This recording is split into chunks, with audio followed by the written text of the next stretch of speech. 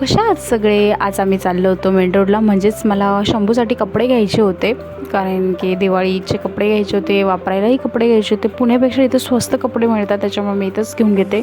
इथं एक्झिबिशन असतं नेहमी म्हणजे नेहमीच असतं. आम्ही नेहमी यायचो, मी लग्नाच्या आधी यायचे, आता काही जात नाही.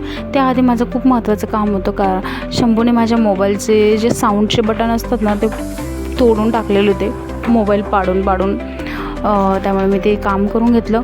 झालं तर नाही, पण ठीक आहे, एकच माझं ते काम झालं. त्याच्यामुळे मी मेन रोडला गेली, थोडीफार शॉपिंग केली. त्यात पण माझा खूप मोठा पोपट झाला, पाऊस यायला लागला खूप जोरात. मग मी काही घेतलं नाही जास्त काही, 2-3 ड्रेस घेतले त्याला, ते मी तुम्हाला दाखवेलच. खूप जास्त पाऊस होत होता नाशिकला आणि मी एकटीच होती, त्याच्यामुळे काही जास्त शूट नाही करता आलं. खूप जास्त पाऊस येत होता, भिजून गेली होती मी. ते बघा, हे मी पॅन्टी घेतल्या.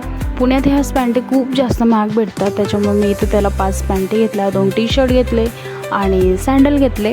पुण्याला तेच सँडल आम्हाला 350 रुपयाला सांगितलेलं, ते इथे थोडे रिजनेबल रेटमध्ये मिळाले, त्याच्यामुळे मी घेऊन टाकले आणि शंभूला झाले पण ते.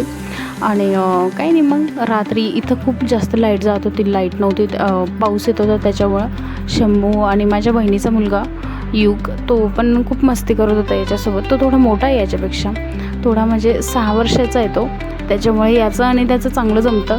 इथं त्याचं स्टडी चालू होता, युगचं, त्याची मम्मी घेत होती त्याची स्टडी. इथं रात्री परत लाईट गेली होती, म्हणजे खूप वेळा जास्त लाईट गेली इथं, त्याच्यामुळं चालू होतं सारखं. इथं शंभू रडत होता, त्याला खेळवणं चालू होतं.